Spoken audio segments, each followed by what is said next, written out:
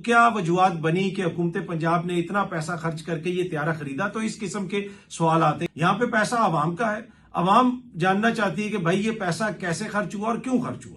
तो इसमें कोई रॉकेट साइंस तो है नहीं। पहले हम कोई बहुत अमीर थे, हम कोई स्वीडन थे, फिनलैंड थे, और अचानक हमें पता चला कि भाई हम तो बड़े गए गुजरे हैं, हमारे पास तो कुछ नहीं है। ऐसी सिचुएशन तो नहीं थी। वो सदर जिसके सामने कोई चू नहीं करता दुनिया का कोई भी हुक्मरान, उसकी अपनी इंतजामिया के बंदे ने ये सारी हकीकत उसके सामने रखी और कहा कि आपकी पॉलिसी में फ्लॉज हैं, आपकी पॉलिसी के नतीजे में अमेरिका को नुकसान होगा। के बाद दोबारा जो है ईरान ने इसराइल के अंदर बड़े खौफनाक किस्म के हमले किए हैं। अस्सलाम वालेकुम, उम्मीद है कि आप सब लोग खैरियत से होंगे। हुकूमत पंजाब से मोहम्मद मालिक साहब ने जो नया त्यारा खरीदा गया हुकूमत की जानिब से, उसके हवाले से 17 सवालात किए हैं अपने टीवी प्रोग्राम में। बड़े बुनियादी नौइयत के सवालात हैं कि त्यारा कैसे खरीदा गया, क्या काबीना से मंजूरी ली गई, पायलट्स को कैसे नौकरी पे रखा गया, उनका कॉन्ट्रैक्ट शेयर करें, और जो पुराना त्यारा था उसको क्यों तब्दील किया गया, क्या उस हवाले से कोई रिपोर्ट थी कि वो त्यारा खुदा न खास्ता जो है खतरनाक है या वो गिर सकता है। तो क्या वजूहत बनी कि हुकूमत पंजाब ने इतना पैसा खर्च करके ये त्यारा खरीदा? तो इस किस्म के सवाल आते हैं। क्या उनके जवाब दिए जाएंगे? इससे पहले दीगर सहाफी भी हुकूमत से सवालात पूछ चुके हैं त्यारे के हवाले से, हमने भी सवालात पूछे थे, लेकिन अभी तक उनका कोई जवाब नहीं आया। अगर हुकूमत ये मामला उसी वक्त क्लियर कर देती जब ये त्यारा खरीदा गया था, उसी वक्त बता देते, तो शायद इतनी कंट्रोवर्सी जन्म नहीं लेती। फिर एक सहाफी यानी मोहम्मद मालिक साहब ने इस मामले को रेज किया अपने प्रोग्राम में, उसके बाद ही अगर हुकूमत ये मामला क्लियर कर देती तो तब भी मामला इतना ज्यादा कंट्रोवर्शियल ना होता। लेकिन हुकूमत इसके ऊपर कभी एक चीज कहती है, कभी दूसरी चीज कहती है, और मामले को क्लियर नहीं कर रही। इस सारे मामले को समझने के लिए एक आसान सी मैं मिसाल आपको दूंगा। यहां पे मसला क्या है? मसला ये नहीं है कि जी हुकूमत ने त्यारा खरीद लिया है और अब इसको नहीं खरीदना चाहिए था और लोग उस वजह से क्रिटिसिज्म कर रहे हैं। नहीं, मसला ये है कि मैं आपको मिसाल देता हूं कि आपने चंद लोगों ने मिलकर अपना पैसा किसी शख्स के पास रखवाया हो, और उस शख्स की जिम्मेदारी हो कि वो आपके पैसे से आपकी देखभाल करेगा, आपके मामलात को देखेगा, आपकी प्रॉपर्टी को साफ सुथरा रखेगा, और आपको पता चले कि उस शख्स ने आपके पैसे से कोई चीज खरीद ली है। अब आप उससे ये पूछ रहे हैं कि भाई ये चीज क्यों खरीदी है, कैसे खरीदी है, कितने की खरीदी है, किस वक्त खरीदी है, किस मैकेनिज्म के तहत खरीदी है। क्योंकि जब भी तुम कोई पैसा खर्च करते हो, तुम ये जो 4 बंदे हैं कमेटी के अंदर, उनसे पूछते हो, उनको ये बताते हो इसका ये प्रोसीजर है, क्या वो सारी चीजों को फॉलो किया गया, और वो आगे से आपको कोई जवाब नहीं दे रहे। सिंपल सी इतनी सी बात है। यहां पे पैसा आवाम का है, आवाम जानना चाहती है कि भाई ये पैसा कैसे खर्च हुआ और क्यों खर्च हुआ। तो इसमें कोई रॉकेट साइंस तो है नहीं है। अब मोहम्मद मालिक साहब ने या किसी और सहाफी ने अलजबरा के सवालात नहीं भेजे खुदा न खास्ता कि भाई इनको हल करके बताएं कि ये अलजबरा कैसे है। इसको अलजबरा तो हुकूमत बना रही है। सादा से सवालात है, भाई अगर आपने 10-11 अरब रुपए की कोई चीज खरीदी है तो बताएं कि क्या पेपरा रूल्स को फॉलो किया गया, क्या काबीना से उसकी मंजूरी करवाई गई, कैसे उसका बजट एलोकेट किया गया, साल में उसके ऊपर कितना खर्चा आएगा, वो अगर बयाना गया हुआ था 1 हफ्ते के लिए त्यारा तो वहां पे उस पर कितना खर्चा आया, उस खर्चे की क्या वजूहत थी। तो ये सारी चीजें बड़ी बेसिक सी चीजें, पैसा जिनका है वो ये जानना चाहते हैं, लेकिन जिन्होंने चीज खरीदी है वो इसको उस तरह क्लियर नहीं कर रहे। तो इस वजह से ये सारा मामला पेचीदा हो रहा है। अब दुनिया में जहां पे भी जमहूरियत हो, वहां पे आपको हुकूमतों को यानी पार्लियामेंट के सामने भी और अवाम के सामने जवाबदेह होना पड़ता है। ये तो नहीं हो सकता कि आप कुछ कर लें और उसके बाद आप कोई जवाब ही ना दें। माजी में हमने देखा, बल्कि माजी करीब के अंदर खबरें आई कि पाकिस्तान के अंदर एक फायर वॉल इंस्टॉल करने की कोशिश की जा रही थी, लेकिन वो सारा प्रोग्राम जो है वो फ्लॉप हो गया और उसमें अरबों रुपए जाया हो गए। ये पाकिस्तानी मीडिया ने इसको बाकायदा रिपोर्ट किया चंद हफ्ते पहले। उसके बाद हमने वफाकी हुकूमत की जो IT मिनिस्टर हैं उनको 5 सवालात गालबन भेजे कि भाई ये फायर वॉल का क्या कोई मंसूबा था, इस पे कितना खर्चा आया, अवामी पैसे से कितना पैसा इस पे लगाया गया, कितना अवाम को नुकसान हुआ। जब आप कहते ना हुकूमत को नुकसान हुआ, हुकूमत कोई घर से तो पैसा लेके नहीं आती ना, अवाम का पैसा होता है, तो कितना अवामी पैसे में नुकसान हुआ, आज तक उन सवालात के उन्होंने कोई जवाब नहीं दिए। भाई जमहूरियत में ऐसे तो नहीं होता ना। अगर ऐसी कोई रिपोर्ट आ रही है कि अवाम का अरबों रुपया जाया हो रहा है, ऐसी अवाम जो गुर्बत का शिकार है, जो बेरोजगारी का शिकार है, जिसके मिट्टी की तेल की कीमत में आपने 170 रुपए 1 महीने में इजाफा कर दिया, जिसके पेट्रोल की कीमत में आपने 55 रुपए फी लीटर इजाफा कर दिया, तो वो अवाम ये पूछ रही है ना भाई कि ये अवामी पैसा आप किस तरीके से खर्च कर रहे हैं। क्योंकि जब वो मिट्टी का तेल लेता है, जब वो पेट्रोल खरीदता है, दीगर चीजें खरीदता है, जो उस पर वो टैक्स अदा करता है, उसी टैक्स से तो ये सारी चीजें होती हैं। तो अवाम के सामने, पार्लियामेंट के सामने आप जवाबदेह होते हैं। क्या आपने काबीना में ये चीज सामने रखी क्या आप पार्लियामेंट के सामने ये सारी तफसीलात रखेंगे ना? देखें, जिधर भी दुनिया में जमहूरियत है वहां पे पार्लियामेंट की अहमियत होती है। अगर आपसे कोई 17 सवालात कर रहा है त्यारे के हवाले से, वो तो आपको जवाब देने पड़ेंगे। अगर कोई आप पे सियासी इल्जाम लगा रहा है कि आपने 17 सीटों पर हुकूमत बना ली है, तो उसका आप जवाब ना भी दें, आप कहें जी ये सियासी बयानियां है, किसी अदालत में साबित नहीं हुआ, ये द्रोहगोई है, इसको हम नहीं मानते, चले आप उसका जवाब ना दें 17 सीटों का। लेकिन 17 सवाल जो त्यारे के हवाले से अगर कोई करे तो वो तो फिर आपको जवाब देना चाहिए। एनीवे, पार्लियामेंट की बालादस्ती और पार्लियामेंट की जो सुपरमेसी है वो किसी भी जमहूरी, जिसे आप कह सकते हैं, सेटअप के अंदर बड़ी इंपॉर्टेंस रखती है। मुझे नहीं पता कि हुकूमत पंजाब क्या पार्लियामेंट के अंदर जाके ये सारे मामले को क्लियर करेगी पंजाब की पार्लियामेंट के अंदर या नहीं, क्योंकि एक जमहूरी सेटअप है, जमहूरी निजाम है, जीत के आए में तो बंदा एक्सपेक्ट करता है कि ये पार्लियामेंट को जाके हो सकता है कि इस सारे मामले को पार्लियामेंट के फ्लोर पे क्लियर कर दें। एनीवे,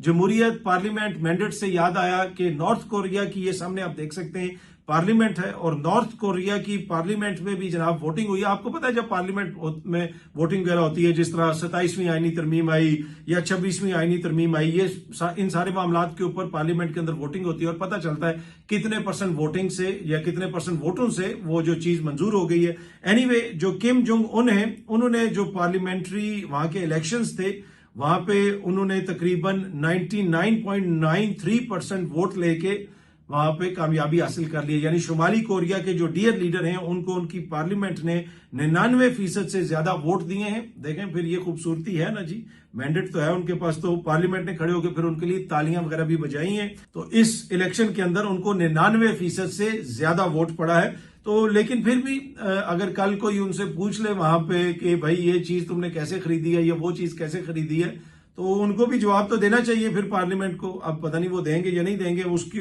तो मैं कोई गारंटी नहीं दे सकता, लेकिन इन प्रिंसिपल तो अगर वो पार्लियामेंट के जरिए मुंतखब हो रहे हैं तो पार्लियामेंट के सामने आके उनको जवाब देना चाहिए। इसी तरीके से अगर पाकिस्तान में कोई पार्लियामेंट के जरिए मुंतखब होता है, वो वजीर आला हो या वजीर आजम हो या सदर हो, तो उसको पार्लियामेंट के सामने और अवाम के सामने तो जवाबदेह होना चाहिए। तो मेरे ख्याल में बेहतरीन तरीका तो यही होगा कि पार्लियामेंट के अंदर आके पंजाब हुकूमत जो है वो क्लियर कर दे मामले को कि भाई क्या किस तरह खरीदा गया, कैसे खरीदा गया, ताकि फॉर वंस एंड ऑल एक दफा ही सारे अवामी नुमाइंदों को भी पता चल जाए और अवाम को भी पता चल जाए और मीडिया को भी पता चल जाए कि भाई ये त्यारे का क्या मामला है। सदर पाकिस्तान जनाब आसिफ अली जरदारी साहब के ट्विटर अकाउंट से, ऑफिशियल एक्स अकाउंट से ये ट्वीट की गई है, जिसमें यह बताया गया कि प्रेसिडेंट आसिफ अली जरदारी साहब ने एक समरी को अप्रूव किया है, जिसने बुनियादी तौर पे ये मंजूरी दी है कि जो पाकिस्तान डे परेड है उसको कैंसिल कर दिया गया है, जो 23 मार्च को परेड होती है। और उसके हवाले से बताया गया है कि जो इस वक्त मशरिक वस्ता में जंग जारी है उसकी वजह से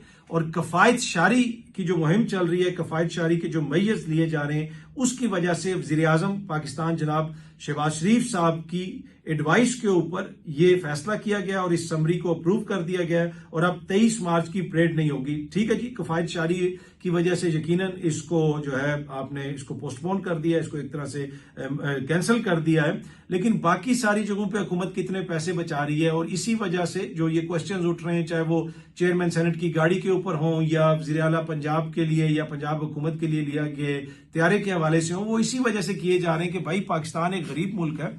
अब ऑस्टेरिटी की अभी तो ड्राइव चल रही है, लेकिन मुझे इस पे जो छोटा सा इख्तलाफ है कि ये ऐसे तासुर दिया जा रहा है कि बस ये एक हफ्ता पहले अगर जंग ना शुरू होती 2 हफ्ते पहले तो पाकिस्तान में इसी तरह खर्चे चलते रहते। जैसे पहले हम कोई बहुत अमीर थे, हम कोई स्वीडन थे, फिनलैंड थे और अचानक हमें पता चला कि भाई हम तो बड़े गए गुजरे हैं, हमारे पास तो कुछ नहीं है। ऐसी सिचुएशन तो नहीं थी। ये तो पहले ही अखराजात में पहले ही कमी करनी चाहिए थी और जो हुकूमती सतह के अखराजात हैं। बाकी ये जो परेड वगैरह वो साल में एक दफा होती है और उसमें अवाम भी उसको देखती है और काफी अवाम की उसमें दिलचस्पी भी होती है, पर एनीवे इस दफा इसको इस तनाजुर में कैंसिल कर दिया गया है। कल वैसे एक और खबर भी आई कि अफगानिस्तान की जानिब से दोबारा कोई ड्रोन्स वगैरह भेजे गए जो रावलपिंडी के एरिया में, जिनको इंटरसेप्ट किया गया। एक आधा ड्रोन किसी जगह पे गिरा भी। तो सिक्योरिटी के भी इस वक्त जो हालात हैं और अफगानिस्तान की तरफ से जो पाकिस्तान के खिलाफ प्रोपेगेंडा वगैरह किया जा रहा है वो भी मामला सारा चल रहा है। तो उस तरह के भी खदशात हैं। यकीनन कोई भी बड़ा पब्लिक इवेंट होगा तो सिक्योरिटी के हवाले से भी खदशात होते हैं, लेकिन उसके बावजूद इवेंट्स वगैरह तो यहाँ पे पाकिस्तान में हो रहे हैं, साल से हो रहे हैं।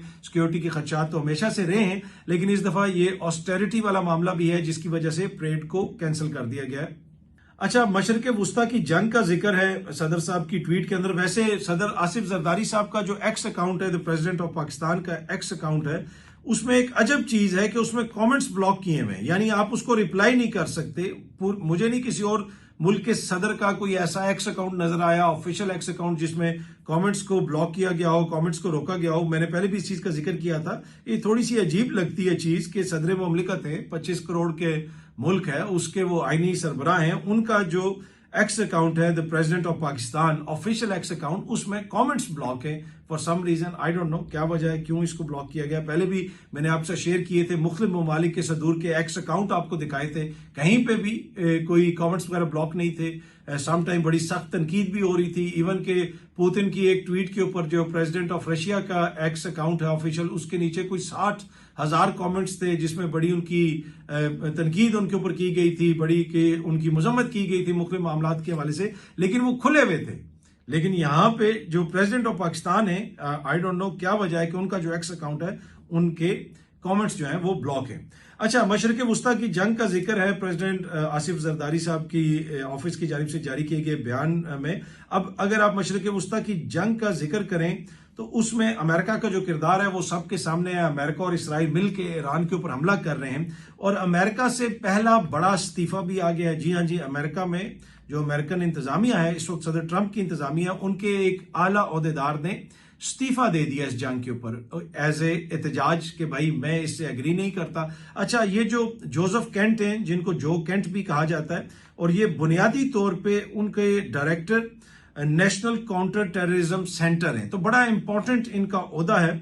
उन्होंने एक खत लिखा है, अपना एक इस्तीफा लिखा है जो उन्होंने प्रेसिडेंट ट्रंप को भेजा है। ये सामने आप इस्तीफे की कॉपी भी देख सकते हैं, लेकिन मैं इसका उर्दू तर्जुमा आपके साथ शेयर करना चाहता हूं। बहुत सारे लोग एआई से उसका उर्दू तर्जुमा करके, गूगल ट्रांसलेट से उसका उर्दू तर्जुमा करके चढ़ा देते हैं, लेकिन मैंने खुद उसका उर्दू तर्जुमा किया है, उसको पढ़ के, और वो मैं आपके साथ शेयर करना चाहता हूं। वैसे मैंने उसको ट्वीट भी किया, क्योंकि इसको अगर आप सुनेंगे ना तो आपको वोट की इज्जत और आपको जमहूरियत का खुलासा समझ आएगा कि दुनिया का वो ताकतवर तरीन सदर, जिसके जो है ना सामने हर कोई खुशामद करता है, उसकी जनाब चापलूसी करता है, उस सदर की इंतजामिया के एक इंपॉर्टेंट ओहदेदार ने एक मामले के ऊपर इस्तीफा दिया है और एक असूल के ऊपर इस्तीफा दिया, और उस सदर को जो खत लिखा है उसमें कैसा उसको आईना दिखाया है।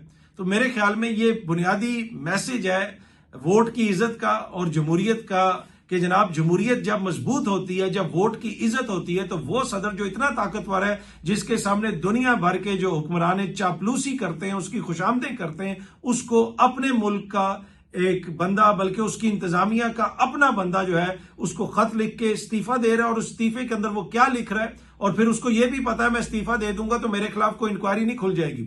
अचानक ये नहीं पता चलेगा ये तो दुश्मन मुल्क का एजेंट है, इसको पकड़ लो, इसको ये कर लो, इसको वो कर लो। एनीवे, उस इस्तीफे का उर्दू तर्जमा जो जोसेफ केंट ने लिखा है इस्तीफा, उसका मैं उर्दू तर्जमा आपको पढ़ के सुनाता हूं। वो लिखते हैं, सदर ट्रंप, काफी गौर फिक्र के बाद मैंने नेशनल काउंटर टेररिज्म सेंटर के डायरेक्टर के ओहदे से इस्तीफा देने का फैसला किया है।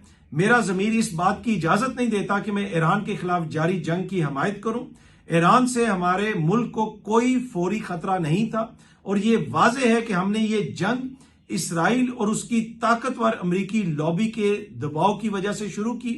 मैं उन इकदार और खारजा पॉलिसियों की हमायत करता हूं जिन पर आपने 2016, 2020, 2024 में इंतखाबी मुहिम चलाई, यानी आपने जो इंतखाबात से पहले वादे किए थे, मैं उन सारी पॉलिसियों की हमायत करता हूं और जिन्हें आपने अपनी पहली मुद्दत में नाफिज किया, यानी अपनी पहली टर्म में आपने उनके ऊपर अमल दरामद किया।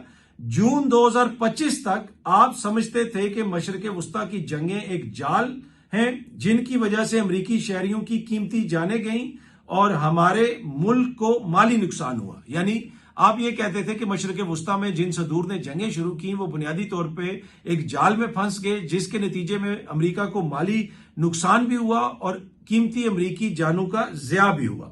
अच्छा, आगे वो लिखते हैं, आपने अपने दौरे सदारत में किसी भी दूसरे हालिया सदर के मुकाबले में बेहतर तरीके से इस बात को समझा कि कैसे तवील जंगों में फंसे बगैर फौजी ताकत का फैसला कुन इस्तेमाल किया जा सकता है। आपने इसका मुजाहरा कासिम सुलेमानी को हलाक और दाइश को शिकस्त देकर किया।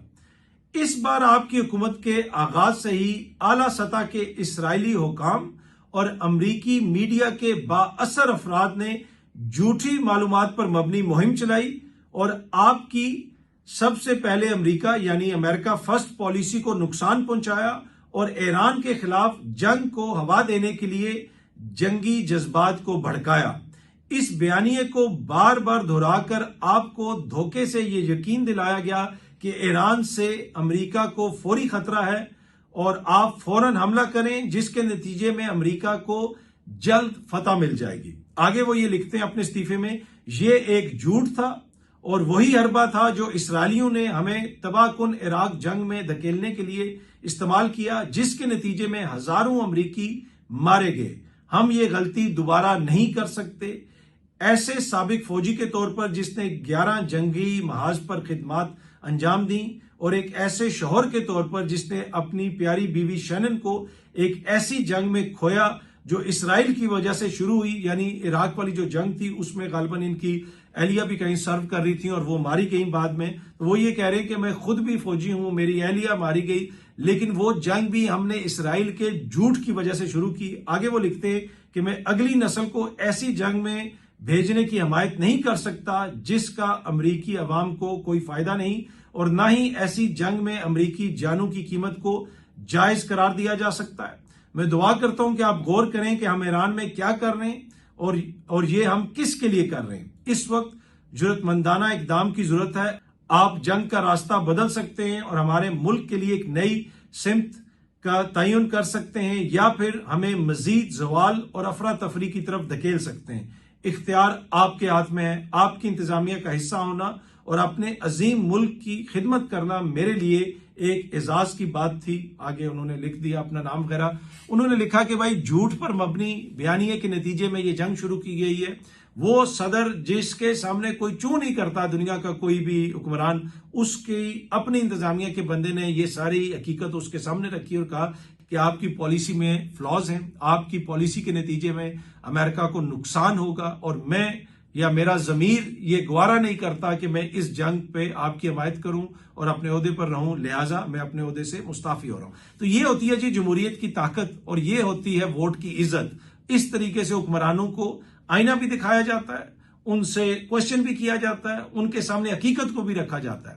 तो जमहूरियत के अंदर हुक्मरान जो हैं ना वो क्वेश्चन से बाला होते हैं, ना वो क्रिटिसिज्म से बाला होते हैं, और ना ही वो इस चीज से बाला होते हैं कि वो उनसे कोई जवाब ना मांगे। उनसे जवाब मांगा जाता है और उनको ये कहा जाता है कि आप जो कर रहे हैं ये गलत है, अपना तरीकाकार दुरुस्त करें। बाकी जो इस वक्त जंग जारी है मशरिक वुस्ता में, उसमें लगता यही है कि सदर ट्रंप के पास कोई जिसे कह सकते हैं ना प्लान नहीं है। कभी वो ये कहते हैं कि हमें किसी की जरूरत नहीं है, हम दुनिया का ताकतवर तरीन मुल्क हैं, हमारी फौज ये है वो है। कभी वो ये कहते हैं कि मैं दुनिया से नाराज हूं, मैं इससे भी नाराज हूं, मैं उससे भी नाराज हूं, वो हमारी मदद के लिए नहीं आ रहा। बाकायदा वो बयानात दे के लोगों को बुला रहे हैं कि भाई आए और हमारी मदद करें। इससे ज्यादा क्या हजीमत का सामना करना पड़ सकता है सदर ट्रंप को या अमेरिका को कि दुनिया की वाहिद सुपर पावर है, वो ये कह रही है कि ये जो चंद किलोमीटर की स्ट्रेट ऑफ हॉर्मज़ है इसको हम खुलवा नहीं सकते, आप आए और आके हमारी मदद करें।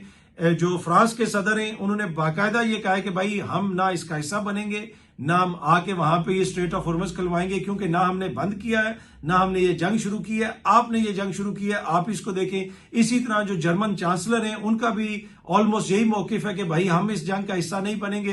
कनाडा का भी यही मौकिफ है, दीगर जो ममालिक हैं वो भी यही कह रहे हैं, बरतानिया भी यही कह रहा है। तो अमेरिका अब इन ममालिक को कह रहा है कि भाई इधर आओ और आके हमारी मदद करो। तो इससे आप अंदाजा लगा सकते हैं कि अमेरिका की पॉलिसी में कितने ज्यादा नकाइस हैं, उनको किसी चीज का अंदाजा नहीं था। अच्छा, अब ये जो जोसेफ केंट है इसने पिछले बरस एक इंटरव्यू भी दिया था टकर कार्लसन को, और उस इंटरव्यू के अंदर एग्जैक्टली यही बातें जोसेफ केंट ने की थी जिसने ये इस्तीफा दिया। उसने कहा था कि अगर हमने ये जंग शुरू की तो स्ट्रेट ऑफ हॉर्मज़ में ये हो जाएगा, दीगर जो ममालिक हैं उनको ईरान निशाना बनाएगा। वही सिनारियो उसने बताया था कि ये सब कुछ हो सकता है, ये मुमकिनात में से है, और एग्जैक्टली वही हो रहा है। जो खित्ते के अंदर दीगर ममालिक के अंदर अमेरिका के बेसिस हैं उनको ईरान टारगेट कर रहा है, इसराइल को टारगेट कर रहा है, स्ट्रेट ऑफ हॉर्मज़ को उन्होंने ब्लॉक कर दिया। वो ये कह रहे हैं हमने ब्लॉक नहीं किया, सिर्फ हमने इसको एक तरह से कंट्रोल कर रहे हैं और सिर्फ उसको जाने देंगे जो हमसे बात करेगा या फिर जो चाइनीज करेंसी में खरीदेगा तेल, या फिर जो अमेरिका और इसराइल से अपने ताल्लुकात को खत्म करेगा। तो इस किस्म की उन्होंने कोई शराइत वगैरह भी रख दी है। तो ये सारी बातें बहुत सारे लोग कर रहे थे, अमेरिकी मीडिया पे बैठ के कर रहे थे। जोसेफ केंट कर रहा था, यकीनन उसने अपनी हुकूमत को भी बताया होगा, लेकिन वो ये कह रहा है कि इसराइली झूठ की वजह से, इसराइली लॉबी की वजह से सदर ट्रंप साहब ने ये जंग शुरू की। तो अब ये कहा जाता है कि ये जो जंग है ये अमेरिका ने नहीं, ये इसराइल के दबाव की वजह से सदर ट्रंप ने शुरू की है, और ये जंग तब ही खत्म होगी जब इसराइल कहेगा कि भाई इस जंग को खत्म कर दें। दूसरी जानिब इसराइल ने टारगेट करके, अमेरिका ने टारगेट करके अली लारजानी जो हैं, जो उनके सिक्योरिटी चीफ थे ईरान के, उनको शहीद कर दिया। इसराइल कहता है कि हमने ये स्ट्राइक की है। अब पता नहीं वहां पे कौन स्ट्राइक कर रहा है, अमेरिका स्ट्राइक कर रहा है या इसराइल स्ट्राइक कर रहा है, लेकिन इसराइल इसको क्लेम कर रहा है। इस हमले के बाद, यानी अली लारजानी को शहीद करने के बाद, दोबारा जो है ईरान ने इसराइल के अंदर बड़े खौफनाक किस्म के हमले किए हैं। जो मिसाइल फेंके हैं उसमें कहा यह जा रहा है कि क्लस्टर बम भी इस्तेमाल किए गए, यानी एक मिसाइल जाता है, वो ऊपर जाके जब फटता है तो फिर मुख्तलिफ उससे छोटे छोटे बम निकलते हैं और वो मुख्तलिफ जगहों पे गिरते हैं। इसराइल के अंदर वो मुख्तलिफ चीजों को हिट कर रहा है, टारगेट कर रहा है, खित्ते के अंदर टारगेट कर रहा है, और काफी बड़ा ये मसला क्रिएट हुआ है। अगर आप देखें तो अब तक अमेरिका के जो ड्रोन्स हैं, जिनको कहा जाता है MQ-9 रीपर ड्रोन्स, और एक ड्रोन की कीमत तकरीबन $30 मिलियन है। अब तक तकरीबन 9 ड्रोन्स को, जी हाँ जी, 9 ड्रोन्स को 30 मिलियन का एक है, 30 मिलियन का एक है, $30 मिलियन का। 9 ड्रोन्स को भी ईरान तबाह कर चुका है। कितने उनके त्यारे तबाह कर चुका है, 200 के करीब उनके फौजी जो जख्मी हैं, और अब तक जो कंफर्म है कि 7 से 8 उनके फौजी मारे जा चुके हैं। खित्ते के अंदर जितनी भी उनकी मूवमेंट है वो महदूद हो चुकी है। इतनी बड़ी बड़ी शिप्स उनकी खड़ी हैं स्ट्रेट ऑफ हुर्मुज के पास, लेकिन उनकी हिम्मत नहीं है कि वो उधर चली जाए। तो काफी ज्यादा अमेरिका को इससे हजीमत का सामना करना पड़ा। और इस वक्त जो सबसे बड़ी वरी है अमेरिका के अंदर, जो अमेरिकी थिंक टैंक्स हैं, जो अमेरिकी इंतजामिया है, अमेरिकी इस्टेब्लिशमेंट है, कि जो एक रोप और दबदबा था अमेरिका का कि जनाब वो किसी जगह पे भी अपनी नेवी को भेजेगा और उस मुल्क को जनाब वो वहां पे वो ब्लॉकेट कर देगा, उस मुल्क को वो मफलूज कर देगा। लेकिन जैसे स्ट्रेट ऑफ हुर्मुज में आके अमेरिकी नेवी, जो दुनिया की ताकतवर तरीन नेवी है, जैसे वो बेबस हुई है, उसकी वजह से तो ताइवान बड़ा परेशान है, उसकी वजह से जापान बड़ा परेशान है, साउथ कोरिया बड़ा परेशान है, क्योंकि ये सारे मुल्क ये समझते हैं कि जनाब अमेरिका हमारा नेट सिक्योरिटी प्रोवाइडर है। जापान में अमेरिकी फौजी बैठे हुए हैं, साउथ कोरिया में अमेरिकी फौजी बैठे हुए हैं। अब ये सारे मुल्क सोच रहे हैं, जर्मनी में अमेरिकी फौजी बैठे हुए हैं, ये सारे मुल्क ये सोच रहे हैं कि जिधर जिधर अमेरिकी अड्डे हैं वो ममालिक तो अनसेफ हैं, वो गैर महफूज हैं, क्योंकि जब भी अमेरिका जंग शुरू करेगा तो फिर अमेरिका के साथ साथ इन ममालिक को भी निशाना बनाया जाएगा। और मशरिक वुस्ता के ममालिक भी यही समझ के बैठे थे कि भाई हमारे मुल्क में तो देखो ये भी अमेरिकी अड्डा है, ये अमेरिकी त्यारे खड़े हैं, ये अमेरिकी फौजी बैठे हैं, हम तो महफूज हैं। लेकिन मशरिक वुस्ता में सिर्फ वही मुल्क इस वक्त महफूज हैं जहां पे अमेरिकी फौजी नहीं है, जहां पे अमेरिकी अड्डे नहीं है। जहां पे अमेरिकी फौजी हैं, जहां पे अमेरिकी अड्डे हैं, वो सब जो है निशाना बन रहे हैं ईरानी मिसाइल्स का, ईरानी ड्रोन्स का। तो अमेरिका को जो ओवरऑल इस जंग में कामयाबी ना हासिल करने की सुबकी का सामना है, और उसके साथ साथ जो इसके लॉन्ग टर्म रिप्रिकॉशंस हैं, उनमें यह है कि उसकी जो एक तरह से डोमिनेंस थी, अब उसको जिस तरह ईरान ने चैलेंज किया है, वो पूरी दुनिया के सामने सारा मामला अब एक्सपोज हो गया है। और लॉन्ग टर्म अमेरिका को इसके काफी ज्यादा जो है, जिसे आप कह सकते हैं, नताइज का सामना करना पड़ेगा। व्लॉग देखने का बहुत बहुत शुक्रिया। बहुत जल्दी आपसे दोबारा मुलाकात होगी। Thank you very much.